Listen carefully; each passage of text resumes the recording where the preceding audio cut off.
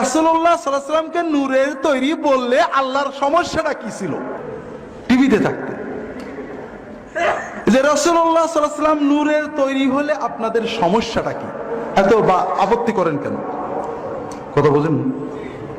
আমি বললাম, তাৎক্ষণিক যেটা মনে আসলো যে ভাই, আমিও তো এই চিন্তাটাই করি যে রাসূলুল্লাহ সাল্লাল্লাহু আলাইহি ওয়াসাল্লামকে নূরের তৈরি বললে আল্লাহর সমস্যাটা কি ছিল?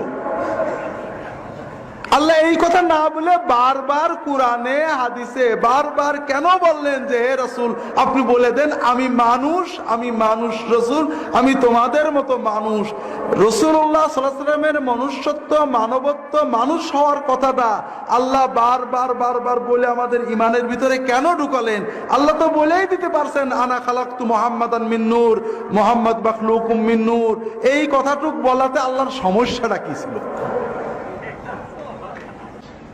এখন এই সমস্যা নিয়ে আমি চিন্তা করে যেটা বের করেছি, এটা আল্লাহর কোরআনে হাদিসে এরকম স্পষ্ট নেই। আমি যেটা দেখেছি ভাইরা, আগের জামানা নবীর উম্মতেরা নবীর প্রতি ভক্তি সহ পথ হারিয়েছে অতি ভক্তির কারণে। তার বড় উদাহরণ হলো ঈসা আলাইহিস সালাম। ঈসা আলাইহিস সালামকে খ্রিস্টানরা ভয়ঙ্কর অত্যন্ত ভক্তি করে, ঠিক না? কিন্তু কোন খ্রিস্টান ঈসা আলাইহিস সালামের মতো হতে চায়, তার মতো নামাজ, তার মতো রোজা, তার মতো দোয়া, তার মতো কান্না, তার মতো চলা, এরকম ঈসা আলাইহিস সালামের অনুসরণ করতে চায়, এরকম কোন খ্রিস্টান আজ পর্যন্ত দেখেছেন? না। কারণ তারা বিশ্বাস করে তাকে ভক্তি করলেই মুক্তি, অনুসরণের দরকার নেই। এক ভাই কানাডায় গাড়ি চালান, ইউরোপে আমেরিকায়, আমি কালকে হয়তো কিছু বলবো, ইউরোপে আমেরিকায় যখন বাংলাদেশের বা বিভিন্ন মুসলমান দেশের মুসলমানরা যায়, অনেকেই নামাজ কালাম পড়ে না, অনেকে যাওয়ার পরে খারাপ হয়, কিন্তু অনেকেই যাওয়ার পরে ভালো হয়। যখন ইউরোপ আমেরিকানদের আচরণ ইসলামের ব্যাপারে বর্ণবাদী আচরণ দেখে, তার ভিতরে একটা রিয়াকশন হয়, ভালো হয়। এরকম একজন বাংলাদেশ থেকে যখন গেছে, খারাপ মানুষই গেছে, মাদকাসক্ত নানা আকাম করেই গেছে। ওখানে যাওয়ার পরে একজন কনভার্টেড রিভার্ট মুসলিম কানাডিয়ানের সাথে পরিচয় হয়ে তার জীবনটা পাল্টে গেছে। ভালো মুসলমান, দাড়ি রেখেছেন, সমাজসেবার বিভিন্ন কাজ করেন। তা একজন পাদ্রী, পাদ্রীদের একটা আলাদা পোশাক আছে, একজন পাদ্রী তার গাড়িতে উঠেছেন, উঠলে ওই ড্রাইভার সালাম দিচ্ছে আসসালামু আলাইকুম। তখন ওই পাদ্রী বলছে, পাদ্রীর ওই চিন্তায় মুসলমানকে একটা দাওয়াত দেবে তার ধর্মের, বলে তুমি কি জানো আমাদের যীশু খ্রিস্ট সালাম দিতেন? বলে হ্যাঁ জানি, সালাম দিতেন, তোমরা দাও না। পাদ্রী বলছে তুমি কি জানো আমাদের গড আর তোমাদের আল্লাহ এক? বলেন না, এটা ঠিক বলনি, আমাদের আল্লাহ আর যীশু খ্রিস্টের আল্লাহ কিন্তু এক। কারণ যীশু খ্রিস্ট আল্লাহ বলতো, গড বলতো না। আর শোনো, যীশু খ্রিস্ট যদি এখন আসে আমার বাসায় যাবে, তোমার বাসায় কিন্তু যাবে না।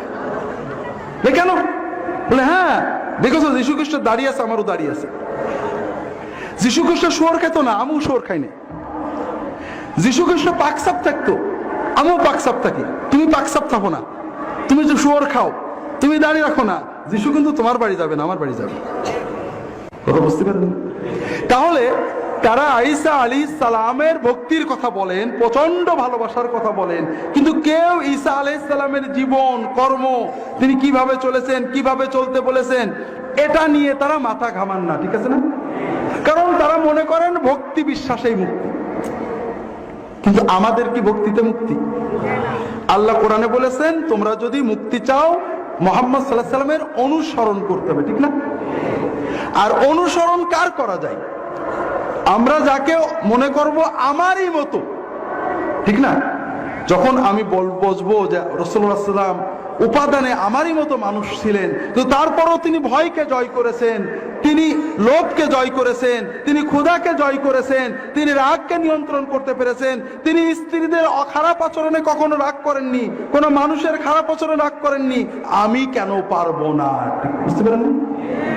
আর এজন্যই আল্লাহ তাআলা আমাদের মুক্তির জন্য যেন আমরা রাসূলুল্লাহ সাল্লাল্লাহু আলাইহি ওয়াসাল্লামের সুন্নাত ইত্তেবা করতে উৎসাহ পাই। তিনি যদি রাত্রে দাঁড়িয়ে দাঁড়িয়ে চোখের পানিতে বুক ভাসিয়ে তাহাজ্জুদ পড়তে পারেন, আমি কেন পারবো না? এই চেতনা আসবে কখন? যখন আমি বুঝবো তিনি আমারই মতো, ঠিক না? আর যখন আমি মনে করবো লাইট অব লাইট, খ্রিস্টানদের যে বিশ্বাস, আলো নূর থেকে তৈরি, ফ্রম সেম সাবস্টেন্স, একই জাতের, তখন আমরা বুঝবো আমরা নবীজি তো অনেক কিছু করতে পারেন, আমরা তো পারবো না। কথা কি বুঝতে পেরেছেন? তো ভাইরা, আর এজন্যই রাসূলুল্লাহ সাল্লাল্লাহু আলাইহি ওয়াসাল্লাম আমাদের আদর্শ চরিত্রের সর্বোত্তম মডেল।